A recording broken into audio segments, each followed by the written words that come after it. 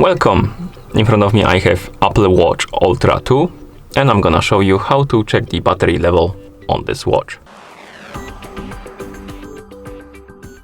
First, let's wake up the screen on our watch. You can do it by pressing any of the buttons. After you wake up the screen, some of the watch faces will display the battery level on the widget.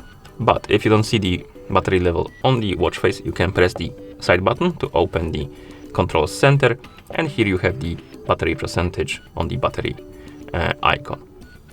You can also tap on this icon to see bigger this graph basically of the battery level.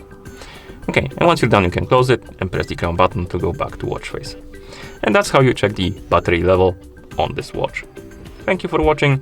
If you found this video helpful, please consider subscribing to our channel and leaving the like on the video.